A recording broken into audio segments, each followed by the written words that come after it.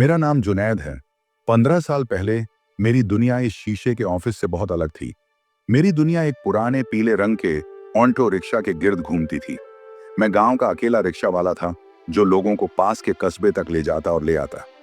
Rickshaw के पहिए चलते तो मेरे घर का चूल्हा जलता। मेरे घर में मेरी बीमार बेवा माँ और एक छोटी सी मासूम बहन फातिमा थी। अब्बू के इंतकाल के बाद मैंने स्कूल छोड़ दिया और ये रिक्शा चलाना शुरू कर दिया ताकि अपने घर वालों का पेट पाल सकूं।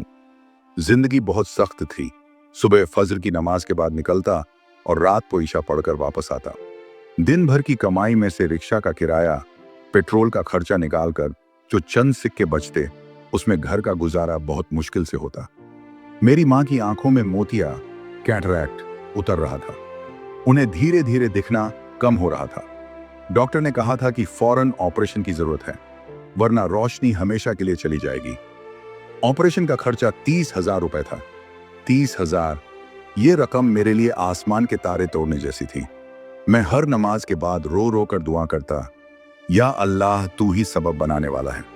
मेरी माँ की आंखों की रोशनी मत छीनना, कोई रास्ता निकाल दे मेरे मौला। इसी गांव की एक तंग सी गली में एक छोटा सा कच्चा घर था। उस घर में हफ्सा रहती थी। हफ्सा, उसके नाम में जितनी खूबसूरती थी, उसकी जिंदगी उतनी ही बदसूरत थी। उसके वालिदैन बचपन में ही गुजर गए थे और वो अपनी संगदिल खाला रजिया के पास रहती थी। रजिया खाला उससे दिन भर घर का काम करवाती और उससे कपड़े की गुड़िया डॉल्स बनवाकर शहर में बेचती, लेकिन उसके सारे पैसे खुद रख लेती। मैंने हफ्सा को कभी हंसते हुए नहीं देखा था। उसके चेहरे पर हमेशा एक उदासी और आंखों में एक अजीब सी वहशत रहती थी। वो बहुत पर्दा करती थी, हमेशा एक पुरानी सी चादर में लिपटी रहती, लेकिन उसकी हया और पाकीज़गी उसके चेहरे से साफ झलकती थी। मैं अक्सर जब कस्बे से वापस आता तो वो अपनी दहलीज पर बैठी गुड़िया बनाती हुई दिखती। मैं रिक्शा धीमा कर लेता। वो एक पल के लिए नजरें उठाती, हमारी आंखें टकराती और वो फौरन शर्मा कर नजरें झुका लेती। उसकी इस एक झलक में, उसकी उन मासूम उदास आंखों में एक अजीब सी कशिश थी जो मुझे अपनी तरफ खींचती थी। मैं अनजाने में ही उसे अपना दिल दे बैठा था। एक ऐसी खामोश पाक मोहब्बत जिसका इजहार करने की मुझ में कभी हिम्मत नहीं हुई। एक दिन मैं बहुत परेशान था। माँ की आंखों में शदीद दर्द था और उन्हें बिल्कुल दिखना बंद हो गया था। मैं जल्दी जल्दी उन्हें रिक्शा में बिठाकर कस्बे के अस्पताल ले जा रहा था।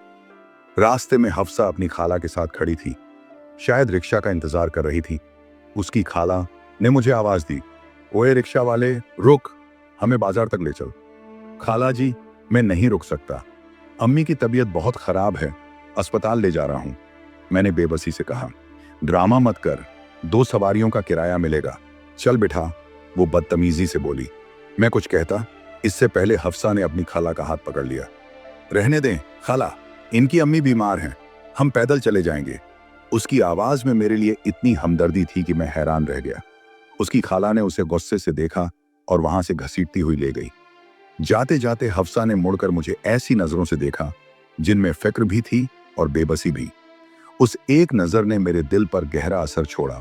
मुझे एहसास हुआ कि वो भी मेरे लिए वही जज्बात रखती है जो मैं उसके लिए रखता हूँ, और यही एहसास मेरी जिंदगी का सबसे बड़ा इम्तिहान बनने वाला था। माँ को अस्पताल में एडमिट करवाने के बाद मैं वापस गांव आ गया। डॉक्टर ने साफ कह दिया था, जुनैद, तुम्हारे पास सिर्फ 1 हफ्ता है। अगर 30,000 रुपये जमा नहीं हुए तो ऑपरेशन नहीं हो पाएगा और तुम्हारी माँ हमेशा के लिए नबिना ब्लाइंड हो जाएंगी। 1 हफ्ता, ये लफ्ज मेरे सर पर एक पहाड़ की तरह आ गिरा। मैं दीवानों की तरह इधर उधर भागा। गांव के चौधरी से कर्ज मांगा तो उसने मेरी गरीबी का मजाक उड़ाया। जिन लोगों को मैं रोज अपनी रिक्शों में बैठाता था, उन्होंने 150 देकर अपना पल्ला झाड़ लिया। मैं हर तरफ से मायूस हो चुका था। रातों को उठकर तहज्जुद में अल्लाह के सामने गिड़गिड़ाता, या रब, तू तो कुन फयकुन का मालिक है, तेरे लिए 30,000 क्या चीज है, मेरी मदद फरमा, मेरी माँ को मुझसे मत छीन। मेरी इस परेशानी से हाफसा भी बेखबर नहीं थी। वो जब भी मुझे देखती, उसकी आंखों में फिक्र साफ नजर आती। वो दुआ के सिवा और कर भी क्या सकती थी, लेकिन शायद अल्लाह को हम दोनों का इम्तिहान लेना मंजूर था। एक दिन हाफसा अपनी खाला के साथ कस्बे के बाजार गई। वहां बहुत भीड़ थी। अचानक हाफसा की नजर जमीन पर पड़ी एक बटुई वॉलेट पर पड़ी। एक महंगा काले रंग का लेदर वॉलेट। उसने आसपास देखा, लेकिन भीड़ में कोई नजर नहीं आया। उसने डरते डरते वॉलेट उठाया और अपनी चादर में छुपा लिया। उसकी खाला ने उसे नहीं देखा। घर आकर उसने कमरे में दरवाजा बंद करके वॉलेट खोला। उसके हाथ कांप रहे थे। उसने सोचा कि वो इसके मालिक को ढूंढने की कोशिश करेगी। वॉलेट के अंदर नोटों की कई गड्डियां थीं। हाफसा ने कभी इतने पैसे एक साथ नहीं देखे थे। उसने गिने, पूरे 35,000 रुपए थे और पैसों के साथ एक कागज का टुकड़ा भी टह लगा कर रखा हुआ था। वो एक ऑफिशियल लुकिंग पेपर था जिस पर उर्दू में कुछ लिखा था। हाफसा ज्यादा पढ़ी लिखी नहीं थी। उसने उस कागज को ज्यादा अहमियत नहीं दी और वापस वॉलेट में रख दिया। उसके दिल में एक कशमकश शुरू हो गई। एक तरफ उसका ईमान था जो कह रहा था कि ये अमानत है, इसे इसके मालिक तक पहुंचाना फर्ज है। दूसरी तरफ शैतान उसे वसवसा दे रहा था। उसकी आंखों के सामने मेरा परेशान चेहरा आ गया। मेरी माँ की बीमारी आ गई। 30,000 रुपए, ये वही रकम थी जो मेरी सबसे बड़ी जरूरत थी। अल्लाह ने यह वॉलेट उसे क्यों दिखाया? क्या ये एक इम्तिहान था या एक इशारा? वो सारी रात सो न सकी। वो रोती रही, अल्लाह से मशवरा मांगती रही। आखिरकार उसने एक फैसला किया, एक ऐसा फैसला जो उसकी पाक मोहब्बत की सबसे बड़ी कुर्बानी थी। हफ्ते का आखिरी दिन आ चुका था। मैं बिल्कुल हार चुका था। मैं अपने घर के बाहर रिक्शा के पास बैठा आसमान को देख रहा था। सोच रहा था कि अब मैं माँ को अस्पताल से कैसे वापस लाऊंगा। अचानक हाफसा मेरे सामने आकर खड़ी हो गई। उसने चादर से अपना चेहरा छिपाया हुआ था। सिर्फ उसकी कांपती हुई आंखें नजर आ रही थीं। ये रख लें। उसने एक कपड़े की पोटली मेरी तरफ बढ़ाते हुए कहा। ये क्या है हाफसा? मैंने हैरानी से पूछा। इसमें 30,000 रुपये हैं। उसकी आवाज हिचकियों में डूबी हुई थी। मैं ऐसे उछला जैसे मुझे करंट लग गया हो। 30,000 तुम्हारे पास कहां से आए? उसने नजरें चुरा ली। उसने एक झूठ बोला, एक ऐसा झूठ जो उसने मेरी जिंदगी बचाने के लिए बोला था। वो मेरी अम्मी ने मरते वक्त मुझे कुछ पुराने जेवर दिए थे। मैंने वो बेच दिए। आंटी का ऑपरेशन जरूरी है, ये उनके काम आएंगे। मुझे एक पल के लिए भी उसकी बात पर शक नहीं हुआ। मैं उसकी इस अजीम कुर्बानी पर इतना मुतासिर हुआ कि मेरी आंखों से शुक्रिया के आंसू बहने लगे। मैंने सोचा, एक लड़की जो खुद इतनी गरीब है, उसने अपना आखिरी सरमाया मेरी माँ के लिए कुर्बान कर दिया। हाफसा, मैं ये एहसान कैसे चुकाऊंगा? मैं रोते हुए बोला। एहसान नहीं है जुनैद, बस आंटी के लिए दुआ करें। उसने कहा। मैं तुमसे वादा करता हूं हाफसा, एक बार मेरी अम्मी ठीक हो जाएं, मैं मेहनत करके तुम्हें ये पैसे लौटा दूंगा और फिर मैं अपनी अम्मी को लेकर तुम्हारा हाथ मांगने आऊंगा। मैं तुम्हें इस जहन्नुम से निकाल लूंगा। मैंने उसके हाथ तो नहीं पकड़े, लेकिन मेरी आवाज में वादा था। यह सुनकर उसकी आंखों में एक अजीब सी चमक आई, एक खुशी की, एक सुकून की, लेकिन उसके पीछे एक गहरा खौफ भी छुपा था। वो चुपचाप वहां से चली गई। मैं उस पोटली को सीने से लगाए वहीं खड़ा रह गया। मैं नहीं जानता था कि यह पोटली सिर्फ पैसों की नहीं, बल्कि एक अनजाने गुनाह, एक झूठ और एक आने वाले तूफान की पोटली है। उस रात मैं सो नहीं पाया। एक तरफ माँ के ठीक होने की खुशी थी और दूसरी तरफ हाफसा की मोहब्बत और कुर्बानी का एहसास। मैंने उसके लिए अल्लाह से बहुत दुआएं की। अगली सुबह मैं वो पैसे लेकर फौरन शहर गया और अस्पताल में जमा करवा दिया। डॉक्टर ने उसी दिन ऑपरेशन की तारीख दे दी। माँ का ऑपरेशन हुआ। अल्लाह के करम से ऑपरेशन कामयाब रहा। जब 2 दिन बाद माँ की आंखों से पट्टी उतरी और उन्होंने पहली बार साफ नजरों से मुझे देखा, तो उनकी आंखों में जो खुशी थी वो मेरी जिंदगी की सबसे बड़ी कमाई थी। मेरा बेटा, उन्होंने मेरा चेहरा चूमते हुए कहा, अल्लाह ने तेरी दुआ सुन ली। अम्मी, ये अल्लाह की मदद है और एक नेक बंदी की कुर्बानी। मैंने उन्हें हाफसा के बारे में सब कुछ बता दिया। सब सुनकर मेरी अम्मी भी बहुत मुतासिर हुई। बेटा, ऐसी लड़कियां फरिश्ते होती हैं। जैसे ही मैं ठीक हो जाऊं, मैं खुद जाकर उस हीरे को अपने घर की बहू बनाकर लाऊंगी। मैं कुछ दिन माँ के पास अस्पताल में ही रुका। मैं बहुत खुश था, बहुत पुरुम्मीद। मैं अब फ्यूचर के सपने देखने लगा था। मैं और मेहनत करूंगा। रिक्शा के साथ साथ कोई और छोटा मोटा काम भी शुरू करूंगा। मैं हाफसा को उसकी खाला के जुल्म से आजाद करवाऊंगा और उसे एक खुशियों भरी जिंदगी दूंगा।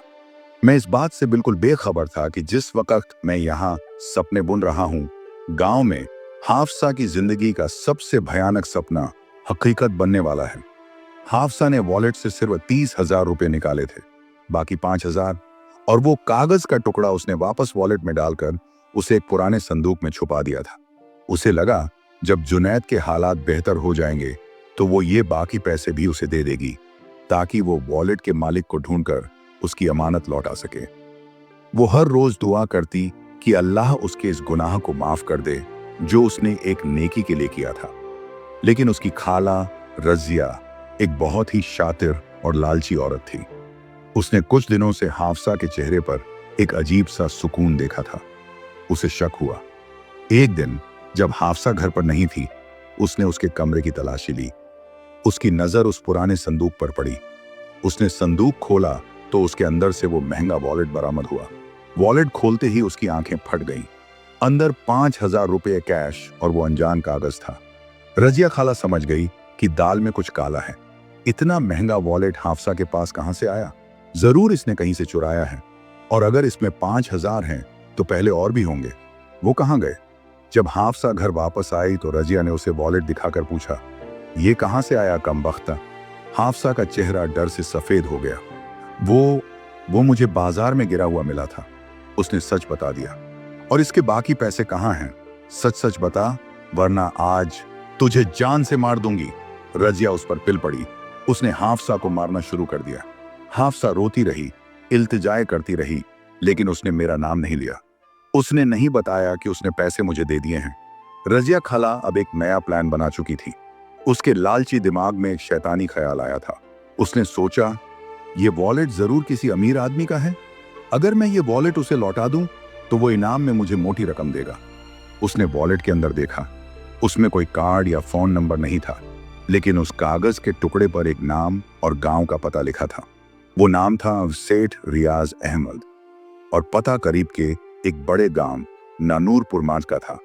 वो कागज असल में एक जमीन की रजिस्ट्री के पेपर की कॉपी थी। रजिया खाला ने फौरन अपना बुर्का पहना, वॉलेट लिया और नूरपुर की तरफ निकल पड़ी। वो नहीं जानती थी कि उसकी ये लालच 4 जिंदगियों को हमेशा के लिए बदलने वाली है। वो उस वॉलेट के मालिक को ढूंढ रही थी, लेकिन उसकी नीयत अमानत लौटाने की नहीं, बल्कि इनाम बटोरने की थी। रजिया खाला नूरपुर पहुंची और आखिरकार सेठ रियाज अहमद की हवेली ढूंढ ली। सेठ रियाज एक अधेड़ उम्र लेकिन बहुत अमीर और अय्याश परस्त आदमी था। उसने जब सुना कि कोई उसका वॉलेट लौटाने आया है तो उसे बहुत हैरत हुई। वो अपना वॉलेट 2 हफ्ते पहले कस्बे में कहीं गिरा चुका था और उसे मिलने की उम्मीद छोड़ चुका था। रजिया ने बहुत अदाकारी करते हुए वॉलेट सेठ रियाज को पेश किया। सेठ जी, मेरी भांजी को ये बाजार में मिला था। हम गरीब लोग हैं लेकिन ईमानदार हैं। मैंने सोचा आपकी अमानत आपको पहुंचा दूं।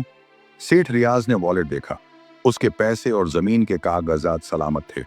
वो रजिया की ईमानदारी से बहुत खुश हुआ। उसने रजिया को 2,000 रुपये इनाम दिया। रजिया का चेहरा खिल उठा, लेकिन कहानी यहीं खत्म नहीं हुई। सेठ रियाज की नजर रजिया के पीछे खड़ी बुरखे में लिपटी एक जवान लड़की पर पड़ी। ये रजिया की अपनी बेटी थी, जिसे वो साथ लेकर आई थी। सेठ रियाज की बीवी का इंतकाल हो चुका था और वो दूसरी शादी के लिए एक जवान लड़की तलाश कर रहा था। उसने रजिया से उसकी बेटी के बारे में पूछा। रजिया का लालची दिमाग फौरन चल पड़ा। उसे इसमें एक और फायदे का सौदा नजर आया, लेकिन सेठ रियाज ने उसकी बेटी को पसंद नहीं किया। तुम्हारी कोई और बेटी या भांजी है? सेठ ने सीधे पूछा। रजिया के दिमाग में फौरन हाफसा का चेहरा आया। हाफसा जवान थी, खूबसूरत थी और सबसे बड़ी बात, मासूम और सीधी थी। उसे काबू करना आसान था। हाँ सेठ जी, है ना, मेरी एक भांजी है, बिल्कुल हूर का टुकड़ा। आप देखेंगे तो देखते रह जाएंगे। रजिया ने फौरन अपनी जबान से शहद टपकाना शुरू कर दिया। सेठ रियाज की आंखों में चमक आ गई। तो फिर ठीक है, मैं अगले हफ्ते तुम्हारे गांव आऊंगा। लड़की पसंद आ गई तो मुंह मांगी रकम दूंगा। रजिया खुशी खुशी घर वापस आई। वो हवा में उड़ रही थी। अब उसे हाफसा की शादी से एक मोटी रकम मिलने वाली थी। उसने घर आते ही हाफसा को ये खुशखबरी सुनाई। तेरा नसीब खुल गया है मनहूस, शहर का बहुत बड़ा सेठ तुझसे शादी करने वाला है। हाफसा ने यह सुना तो उसके पैरों तले से जमीन निकल गई। नहीं खाला, नहीं, मैं ये शादी नहीं करूंगी। मैंने जुनैद को जबान दी है। जुनैद, वो रिक्शा वाला भिखारी? रजिया कहकहा लगाकर हंसी। तेरी हिम्मत कैसे हुई उसके ख्वाब देखने की? चुपचाप शादी की तैयारी कर। हफ्ते बाद बारात आएगी, अगर ना नुक्कर की तो जिंदा गाड़ दूंगी। उसने हाफसा को एक कमरे में बंद कर दिया।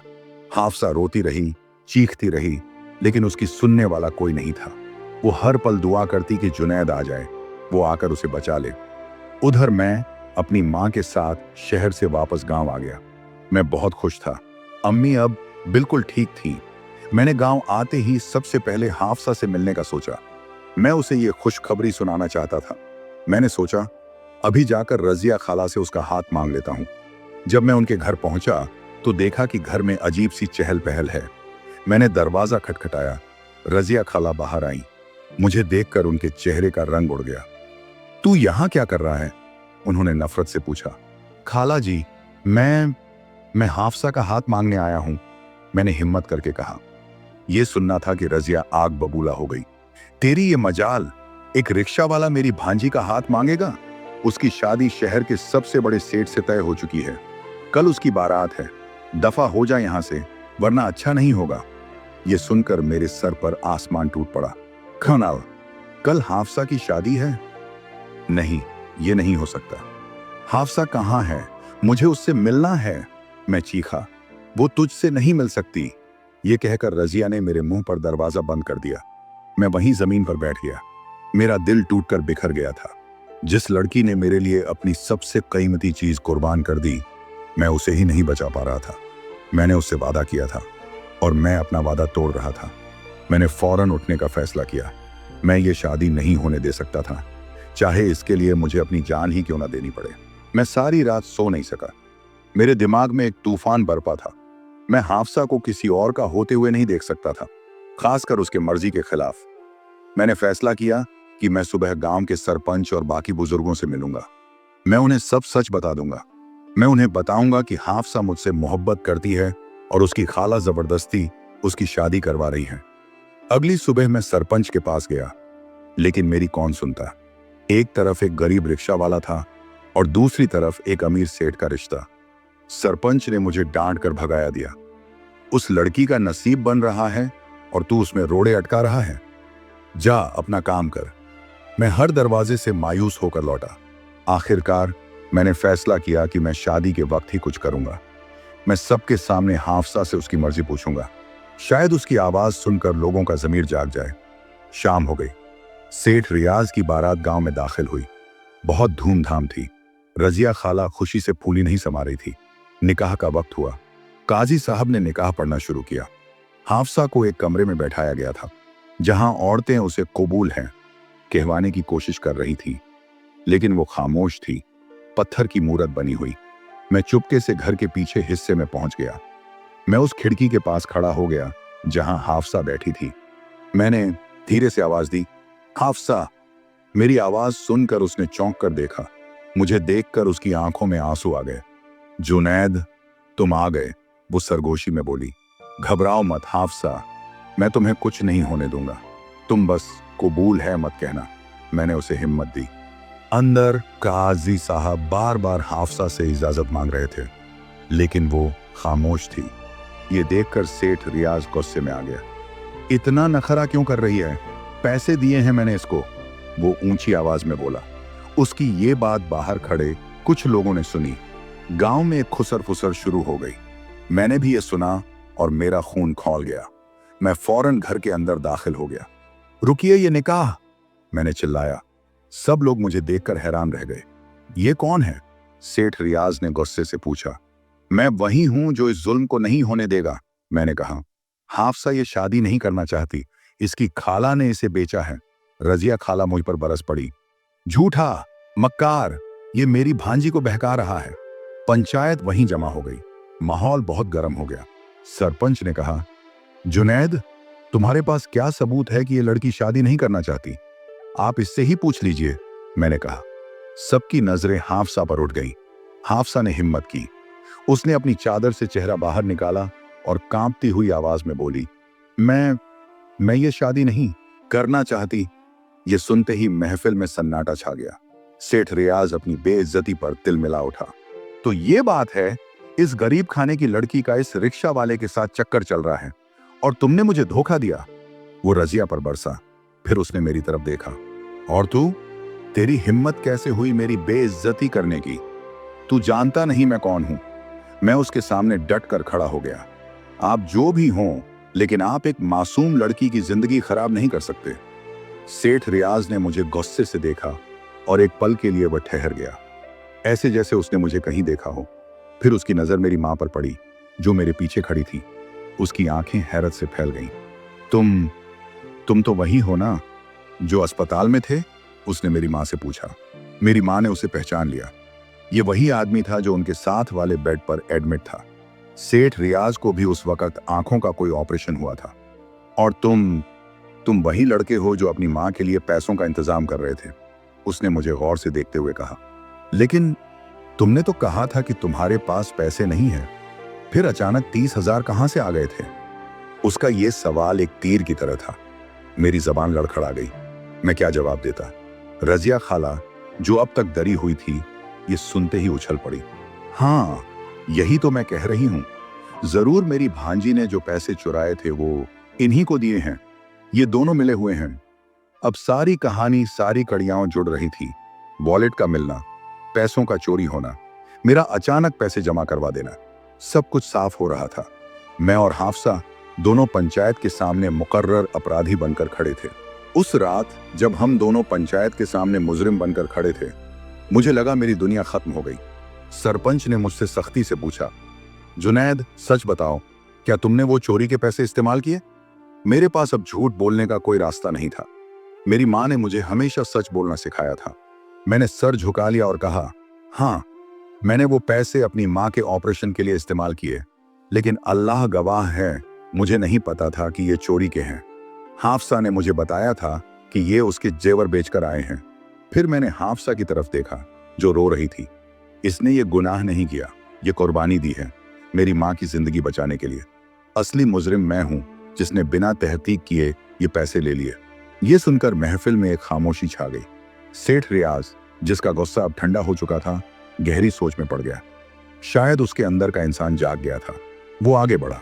रुकिए, उसने सरपंच से कहा, इसमें इन बच्चों का कसूर नहीं, कसूर हालात का है और हम जैसे अमीर लोगों का है जो गरीबों की मजबूरी नहीं समझते। मैंने वॉलेट गुमने पर अफसोस किया, लेकिन ये नहीं सोचा कि उसकी वजह से किसी की जिंदगी में तूफान आ जाएगा। फिर उसने मेरी तरफ देखा। लड़के, तुम्हारी ईमानदारी ये है कि तुमने सच कबूल कर लिया, और इस लड़की की मोहब्बत ये है कि उसने तुम्हारे लिए इतनी बड़ी कुर्बानी दी। मैं ये रिश्ता तोड़ता हूं। ये कहकर उसने रजिया खाला की तरफ देखा। और तुम जैसी लालची औरत को मैं एक फूटी कौड़ी नहीं दूंगा। सेठ रियाज वहां से चला गया, लेकिन जाते जाते वो गांव के लिए एक सबक छोड़ गया। रजिया खाला अपनी हार पर पागलों की तरह चीखने लगी। उसने हाफसा को घर से निकाल दिया। दफा हो जा मनहूस, तेरी वजह से मेरी किस्मत जल गई। हाफसा अकेली, बेसहारा, रात के अंधेरे में खड़ी रो रही थी। उस वक्त मेरी मां आगे बढ़ी। उन्होंने हाफसा के सर पर हाथ रखा। रोती नहीं बेटी, जिसका कोई नहीं होता उसका अल्लाह होता है, और आज से तू हमारे घर चलेगी, तू मेरी बेटी है। और फिर उसी पंचायत के सामने मेरी मां ने सरपंच से कहा, मैं अपने बेटे जुनैद के लिए हाफसा का हाथ मांगती हूं। गांव वालों ने, जो अब तक खामोश थे, इस बात की तायद की। उसी रात बहुत सादगी से मेरा और हाफसा का निकाह हो गया। हमारे पास दौलत नहीं थी, लेकिन हमारे पास सुकून था, मोहब्बत थी और अल्लाह पर भरोसा था। आज उस बात को 15 साल गुजर चुके हैं। अल्लाह ने हमारी बहुत सुनी। मैंने रिक्शा चलाने के साथ साथ मेहनत जारी रखी। हाफसा ने गुड़िया बनाने का काम दोबारा शुरू किया। उसकी बनाई हुई गुड़ियाएं शहर में इतनी मशहूर हुई कि हमें बड़े बड़े ऑर्डर मिलने लगे। उस छोटे से काम से हमने एक छोटी सी फैक्ट्री लगा ली। अल्लाह ने हमारे रिज्क में इतनी बरकत दी कि आज हम इस शहर के बड़े बिजनेसमैन में शुमार होते हैं। रजिया खाला का अंजाम बहुत बुरा हुआ। उसकी लालच ने उसे कहीं का नहीं छोड़ा। वो अकेलेपन और गरीबी में ही मर गई। मैंने सेठ रियाज के 30,000 रुपए बहुत पहले ही लौटा दिए थे, लेकिन उसने वो पैसे लेने से इनकार कर दिया और कहा, इसे किसी गरीब की बेटी की शादी में लगा देना, शायद अल्लाह मेरे गुनाह माफ कर दे। आज जब मैं पीछे मुड़कर देखता हूं तो मैं अल्लाह का लाख लाख शुक्र अदा करता हूं। उसने हमें आजमाया, बहुत सख्त आजमाया, लेकिन हमने सब्र और शुक्र का दामन नहीं छोड़ा। हाफसा का एक झूठ जो उसने नेक नियत से बोला था, अल्लाह ने उस झूठ की भी लाज रख ली। और मेरा एक सच जिसने हमें दुनिया की नजरों में गिरा दिया था, उसी सच ने हमें अल्लाह की नजर में उठा दिया। यही जिंदगी का सबसे बड़ा सबक है। नीयत साफ हो तो अल्लाह गलत रास्तों में से भी सही मंजिल निकाल देता है। और सच्ची मोहब्बत और ईमान की ताकत के सामने दुनिया की कोई दौलत, कोई मुश्किल टिक नहीं सकती। हमारी कहानी इस बात का जिंदा सबूत है। अगर आपको यह कहानी पसंद आई हो और आप ऐसी कहानियां सुनना चाहते हैं तो हमारे चैनल को सब्सक्राइब करना न भूलें। बेल आइकन को दबाएं ताकि आपको हमारी हर नई कहानी का पता चल सके। हम आपके लिए ऐसी और भी कहानियां लेकर आएंगे जो आपको जरूर पसंद आएंगी।